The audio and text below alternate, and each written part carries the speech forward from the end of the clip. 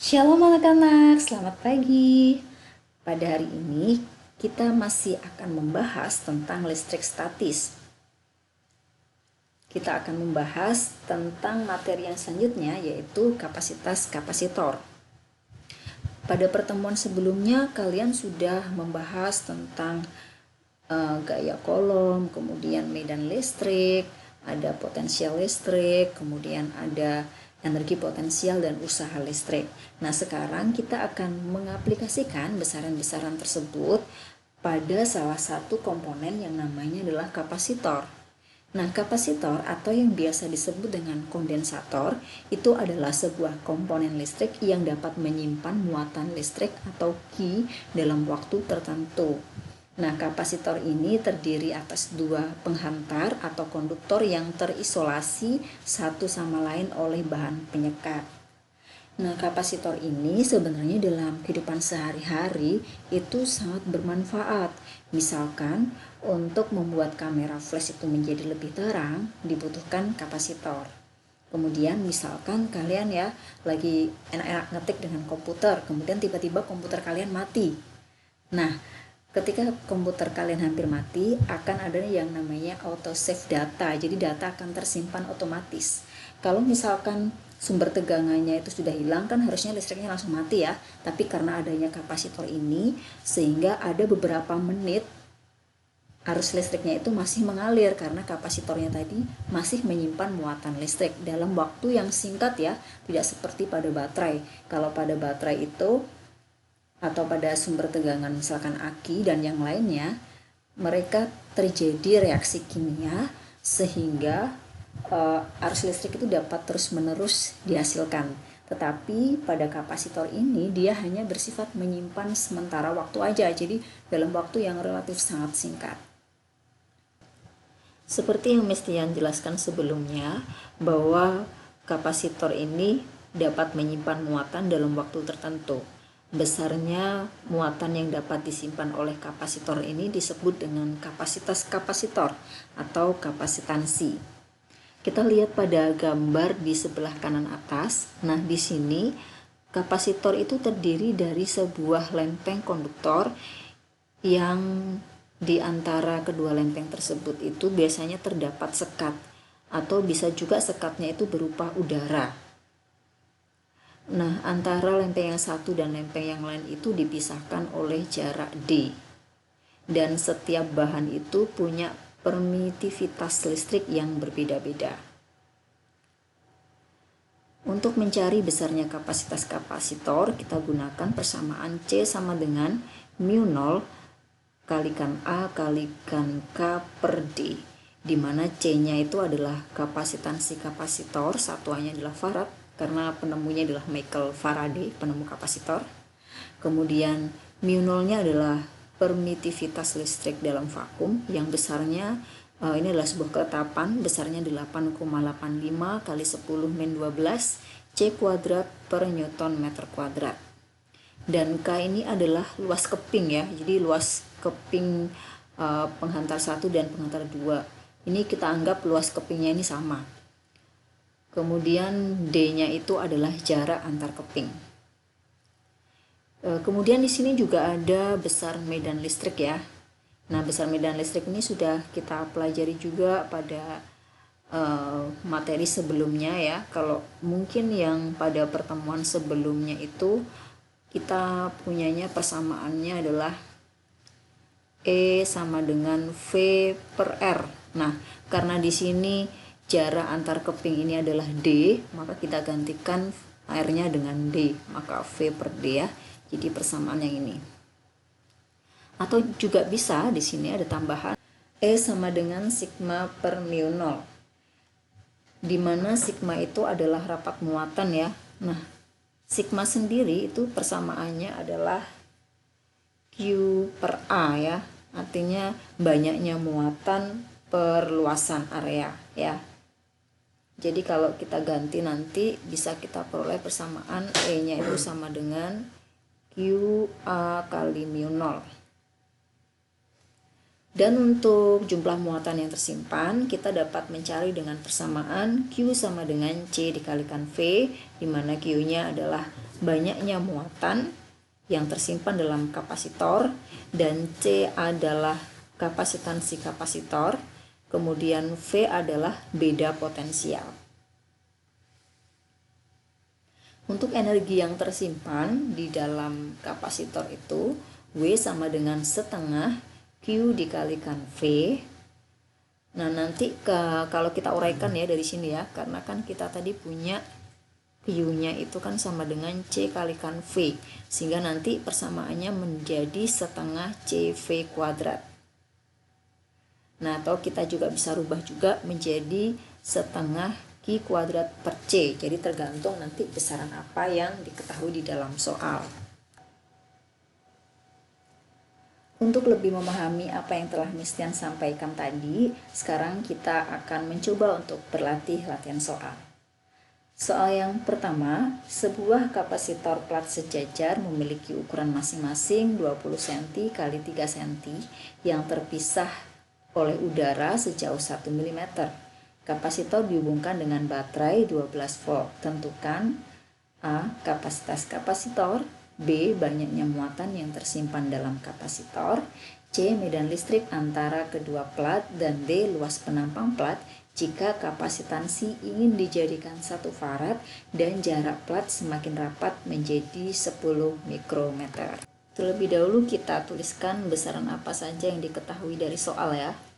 Jadi di sini ada plat sejajar, ukurannya itu 20 kali 3 cm ya. Berarti di sini nilai A-nya berarti kan 60 cm kuadrat, atau kalau kita rubah ke dalam meter maka dia adalah 6 kali 10 pangkat minus 3 meter pangkat 2. Kemudian terpisahkan oleh udara sejauh 1 mm. Nah, di sini terpisahkan berarti jarak antara plat 1 dan plat 2 ini sebesar 1 mm. Nah, di sini penyekatnya itu adalah udara. Nah, jika penyekatnya pada kapasitor berupa udara, maka nilai K-nya itu kita anggap 1. Dan di sini dihubungkan dengan baterai 12 volt, maka V-nya adalah 12 volt. Yang ditanya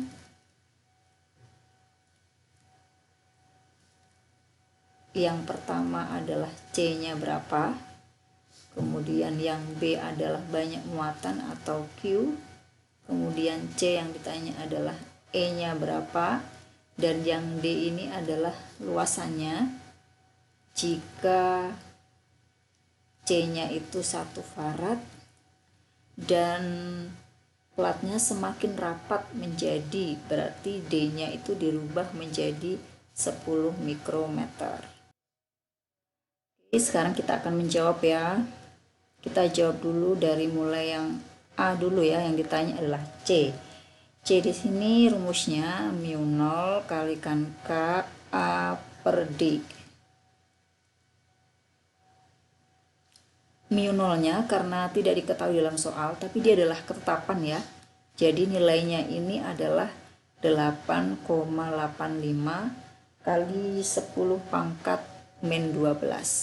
Nah, nanti nilai si mu0 ini mungkin bisa dibulatkan juga dalam beberapa soal menjadi 9 kali 10 pangkat min 12 ya. Tapi karena tidak diketahui, kita pakainya yang 8,85 aja. Berarti di sini mu0-nya 8,85 kali 10 pangkat min 12. Kemudian nilai K-nya adalah 1, A-nya 6 kali 10 pangkat min 3 per D. D-nya adalah 1 mm. Ini kita rubah ke meter ya.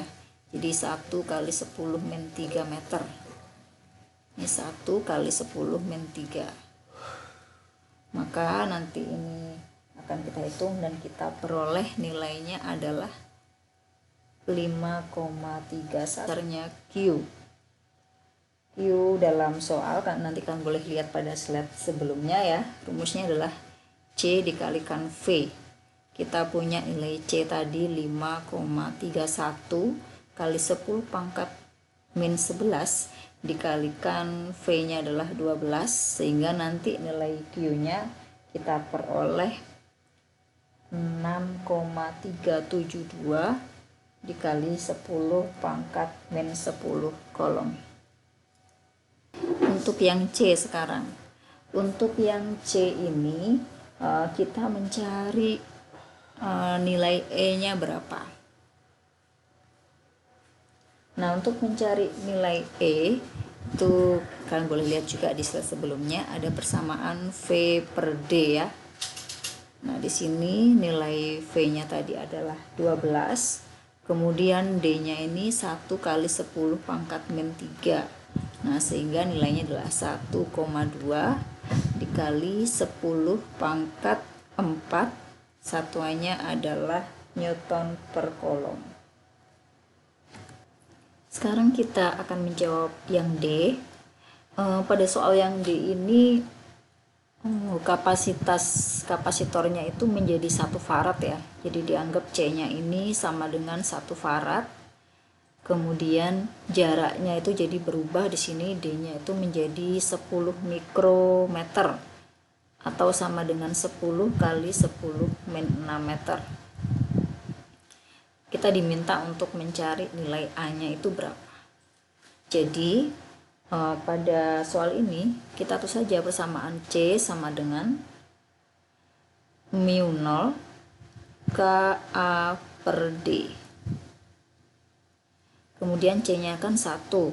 Mu 0-nya adalah 8,85 kali 10 pangkat min 12.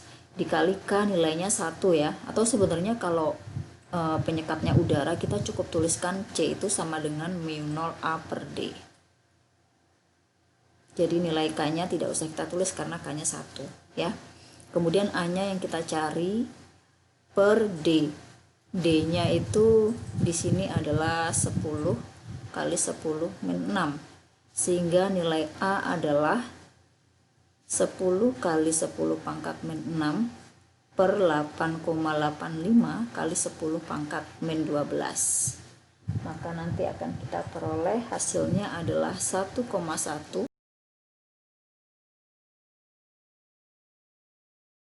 Kita lanjut ke contoh soal yang selanjutnya. Jadi ada 2 buah plat kapasitor. Nah, awalnya itu 2 plat ini terpisah pada medium udara satu dengan yang lain. Kapasitor tersebut dalam kondisi terisi penuh dengan muatan listrik. Nah, saat diukur dengan voltmeter, beda potensial kedua plat adalah 75 volt. Nah, pada kondisi yang sama berarti itu jumlah muatannya sama ya. Jika di antara kedua plat ini sekarang tidak diisi oleh udara, tapi disisipi bahan lain, bahan dielektrik lain, sehingga beda potensialnya itu akan turun menjadi 25 volt. Nah, berdasarkan fakta ini, tentukanlah nilai konstanta dielektrik atau K pada bahan tersebut. Kita tuliskan terlebih dahulu besaran-besaran apa saja yang diketahui dari soal ya. Nah, di sini pertama kapasitornya ini diisi oleh bahan dielektrik. Jadi bahan dielektrik ini adalah bahan yang disisipkan di antara kedua plat, yaitu namanya bahan dielektrik. Pada awalnya kan bahan dielektriknya itu adalah udara ya. Kalau udara berarti nilai K-nya itu sama dengan 1 ya. Kita anggap ini nilai K yang awal ya, sebelum diganti. Nah, kemudian sebelum diganti ini kan dia ada muatannya ya. Nah, kita anggap aja nilai muatan Q1 ini sebesar Q karena kita tidak tahu besarnya berapa ya. Kemudian ada 75 volt, beda potensial, V-nya adalah 75 volt, ini V1. Nah, kemudian diganti dengan bahan dielektrik yang lain yang kita tidak tahu nilainya. Jadi nanti kita akan cari tahu nih berapa nilai K2-nya.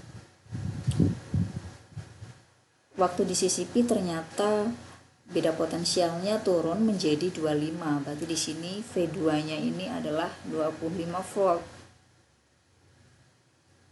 Nah, inilah data yang kita ketahui dan kita harus cari K2 ya. Maka Cara mencarinya adalah, oh ya ini tadi karena kondisinya sama, berarti Q2 ini sama dengan Q1 ya, atau sama dengan Q. Kita bisa pakai persamaan Q1 ini sama dengan Q2. Nah, Q kan rumusnya C kalikan V ya. Maka di sini C1 V1 sama dengan C2 kalikan V2. C1. Nah, untuk persamaan C kita tahu C-nya itu adalah tadi ya, kalian bisa lihat lagi pada persamaan mu 0 K dikali A per D ya. Jadi di sini itu nilai C akan sebanding dengan nilainya si K. Ya. Maka di sini akan kita tuliskan C1 ini kan berarti sebanding dengan K, boleh kita tuliskan K1 V1 sama dengan K2 dikalikan V2. K1 nya besarnya adalah 1, V1 nya 75, kemudian K2 nya yang kita cari dan V2 nya besarnya adalah 25, sehingga nilai K2 sama dengan 75 per 25 sama dengan 3. Jadi dari data yang kita peroleh, nilai konstanta dielektrik K ketika potensialnya turun menjadi 25 volt adalah 3. Oke anak-anak, kalian sudah mendengarkan penjelasan dari Miss Tian. Sekarang waktunya kalian untuk mengerjakan soal. Miss Tian berikan 5 soal yang harus kalian kerjakan di buku catatan kalian. Jangan lupa tulis jawabannya lengkap ya, diketahuinya apa, yang ditanyakan apa, kemudian kalian tulis persamaannya seperti apa dan masukkan nilainya ya, karena nanti akan menentukan poin kalian. Oke? Nah, kalian akan memfotonya, kemudian kalian upload di GC kalian. Ini soal nomor yang pertama.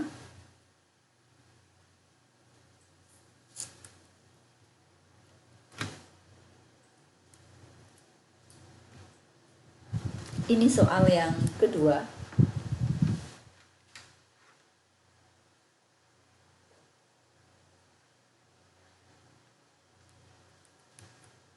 Ini soal yang ketiga.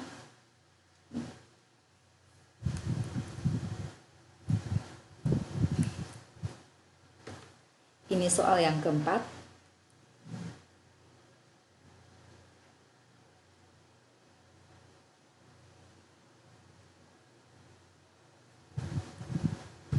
Dan ini soal yang kelima.